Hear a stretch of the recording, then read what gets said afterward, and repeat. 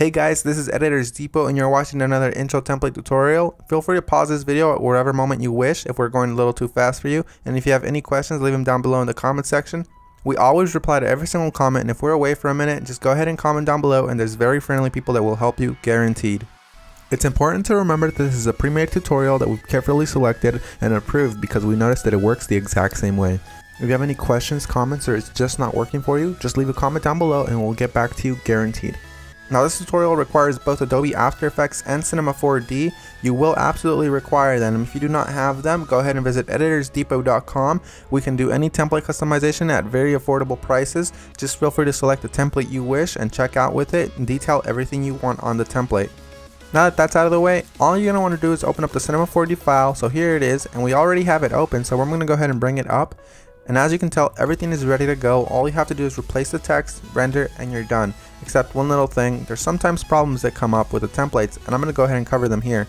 Sometimes the audio will be included, and you don't have to worry a bit about that. As you can tell on this template, the audio is included.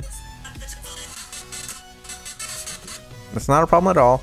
And sometimes the font is not included. If it's not, all you want to do is of course look for the text layers. They will look a little like this. Select it and then hit font and select any font you wish. You can visit DesignerDepot.net for any font you wish. The first thing you want to do is of course modify one of the text layers. So here it says your. I'm going to go ahead and hover the text after I select it and replace it with editors. I'm going to do the same thing for the second layer behind that one. I'm going to hover the text and write editors. Now that that's done, I'm going to go ahead and render preview. And as you can see, it says editors, everything is 100% fine. You do the exact same thing for the bottom layers. I selected both at the same time. I'm going to replace it with Depot. Once I go ahead and render preview, it looks amazing and I'm happy with it. I'm 100% happy with the colors because it's red and Editors Depot is red. But if you're not happy with the colors, you can simply come down below, double click it, and make any modifications you wish. Whether it's make it green, make it blue, or blend it all together and make a little purple. I'm going to go ahead and keep it this way, and I'm going to go ahead and go to my render settings now. Once you're in the render settings, you're going to want to make sure that your width and height is set to 1920 x 1080 if you have a very good computer or decent computer and you have time. If you have a slow computer and you probably don't have that much time, you make sure you set it 1280 by 720. You want to make sure you tick all frames, and then you go to save. You make sure it has a PNG sequence for a faster render that does not reduce quality at all. And you want to make sure you select file here. Make sure you make a folder for this one render sequence that's alone and empty. Mine is template render, and I'm going to name my every single sequence render. You close that and you begin the render. While it finishes rendering, I'm going to go ahead and open up my Adobe After Effects file and go ahead and get started with that for you guys. As you can see, that says that there's two files missing, so I'm going to go ahead and find them for my computer.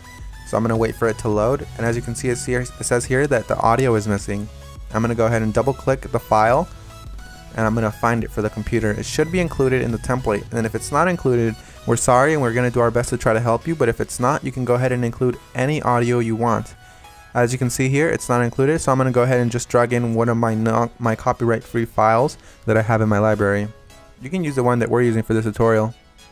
Another really quick tip you can actually follow is just close this, right-click the file, and go to rename. You can actually copy the entire name if it still has the original name of the song.